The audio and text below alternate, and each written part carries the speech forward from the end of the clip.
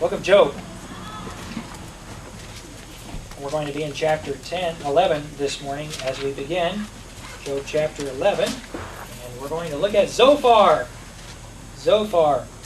We've had Bildad and Eliphaz have both spoken to Job. And let's just do just a little bit of review. Somebody tell me what the accusations that the friends of... Well, let's begin with the accusations of Satan against Job. What were the accusations of Satan against Job and against his God? If God didn't bless him, then he would curse God. The accusation against Job was the reason Job did right was because God had blessed him. And if God didn't bless him, then Job would curse God. What were the areas that God had blessed Job? Yes? Financially. He had blessed him financially. He was the richest man in the East. Okay, so maybe in those terms, maybe not, I don't know if the word financial would be, but it would be with possessions. Prosperity. Possessions. He had more camels and goats. So you blessed me with some camels and goats, and I'll be real sorry for it. But that was a good thing in Job's day. So financial blessings, more camels, more goats, more servants, etc. Okay, he had children, right? What other blessings did Job have? Good health. And good health. I mean, the guy had great health, and things were good for him. What was another accusation then that Satan made against Job? First accusation was, hey, you blessed Job, and that's why he honors you. In other words, Job is an upright man, and he fears God and he hates evil, but the reason is God because he can't help it. You blessed him. What were some other reasons? Similar to this. I think the question was why else was it going against him, and that his friends were accusing him of sinning, that he had a hidden sin, and that's why. So that's the accusation of Job's friends. Okay, so the accusation of Satan was, God, the only reason Job honors you is because you blessed him. The accusation of both of Job's friends so far is, Job, there's sin in your life. There's sin in your life. Now, what did God say about Job before Satan ever did anything to Job, before God took some of his protection away from Job? He was upright. God said he was upright. He feared God. He hated evil. And God said, what was the way God put it about Job as far as comparison goes? There's none like him. There's nobody like him. There's nobody like Job. I mean, this guy is the most upright man on planet Earth. So God said about Job he was upright. Job's friends said that he wasn't. Let me ask you another question this morning by way of review. I think that this will be helpful to us. What about God's hand of protection? When Job lost his possessions and he lost his health, was God protecting Job? Yes. The answer is yes. And how was God protecting Job? In what way? Preserving his life. He said he couldn't kill him. Yeah, he said you can't kill him. So even while Job looked like, according to his friends, like everything had been taken from him, like God was judging him, like God had removed his hand of protection, we know from what God said to Satan that God himself was still protecting and providing for Job in the way of what? In the way of his life. You know, Job didn't even have, we talked about last week, Job didn't even have the ability to do anything about his situation. You know, a lot of times people say, well, you go through a hard time, you just got to work through it. Job was in such bad shape that the only thing he could do was sit in a pile of ashes and scrape his sores with a piece of broken clay. You ever been in such bad shape you couldn't move?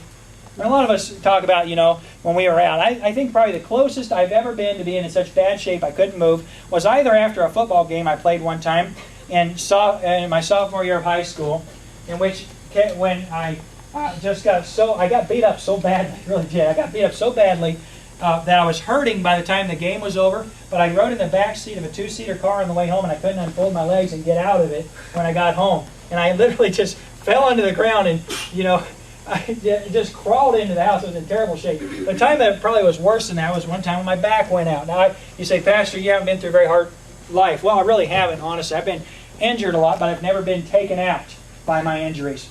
One time when we were taking teenagers, and this always happens every year when we go to take our teenagers to camp, inevitably I get some sort of a major, not quite fatal injury. And one year we were taking teenagers to the camp at the Bill Rice Ranch, and I had a really messed up ankle. It was swollen up so large that the whole time I drove to the ranch, I had to drive with my left foot and keep my right foot on the dash. And that did something to my back. And we were sleeping on a floor in a house, and I got up in the morning and I ironed my shirt for the day. It was getting ready for the first day of camp, and we were in Louisiana. And it was getting ready for the first day of camp, and I'm ironing, and my back gave out. And the thought in my mind was that if I could just lay down, I mean, it literally just was hurting so bad I couldn't move. Any movement was just torture. So I thought if I could just lay down, I'll be okay. And so I think I went over to a wall, and I didn't hit it that hard. And I got into a laying down position. I just kind of fell to the ground, and I laid down. And then my thought was if I could just get up, then maybe it would, hurt less. And I couldn't. I mean, literally, I was out. I mean, there was not a thing in the world I could do. Well, I'll be honest with you. The fact is as badly as my back hurt, I mean, I'm telling you, it was excruciating pain. You ever heard your back really go out? It's not just pain in your back, it's your whole body. Anything that moves just is torture. Well, how I got better was not going to a chiropractor. I don't believe in them. I don't think they exist. And if they do exist, I don't think that they have any kind of good profit or whatever. You can argue with that. But I've never been to one, and I'm still alive, and so I win. Well, how I got over it was we had to work on the church van in order to get home. And the guy that was with us helping needed my help. And my back was in excruciating pain. It was a little bit better. And I went and I was pulling on a breaker bar on a long monkey wrench. And not a monkey wrench, a pipe wrench. Pipe wrench snapped in two. And I went flying, with my bad back. And something popped, and I was my own chiropractor. It slowly got better. And ever since then, I've had great respect for my back and the way its feelings are going out. Well, I've had great pain. My point in that is this. I cannot relate to being in such bad condition that can you relate to having everything that is near and dear to you wiped out? 10 children, killed. All your servants, taken away. All of your possessions completely destroyed or stolen. And then after that, having your health taken to the degree that you can't even do anything. And Job's friends came, and they were sympathetic toward him. They felt badly for him, so they sat down beside him for 7 days and didn't say a word.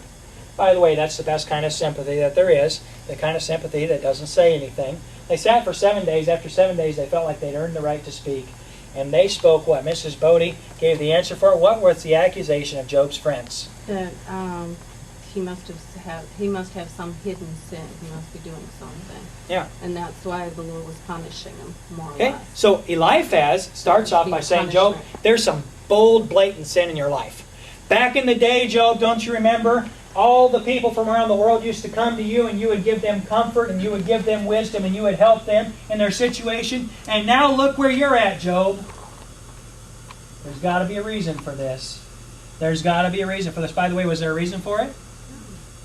Yeah, there sure was. The reason for it was that God was proving to Job that the reason that Job loved him was not because of the lie that was told about him, that God, the only reason anybody does anything for you is because you bribe them, because you give them blessing.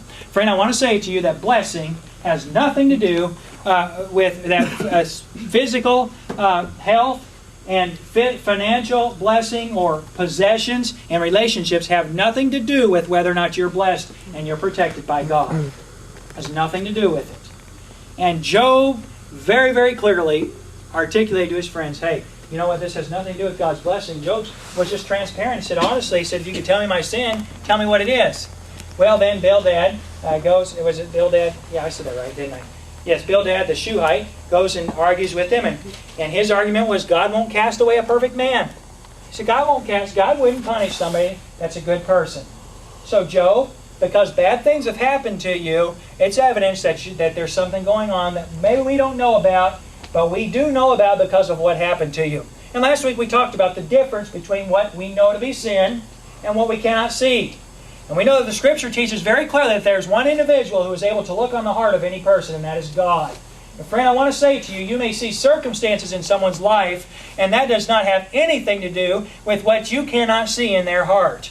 It has everything to do with how God is dealing with them. But you don't know. You don't know. Listen, if somebody's sinning, you know what sin is. The Bible teaches very clearly, has lists of sins. It says these things are sin. The Bible has thou shalt and thou shalt nots. If the thou shalts are not in somebody's life, or the thou shalt nots are in someone's life, you know they're living in sin. You can see that. But friend, you cannot tell from somebody's circumstances because of what has happened to them whether or not there's sin in their life. You can only tell from what you know to be sin.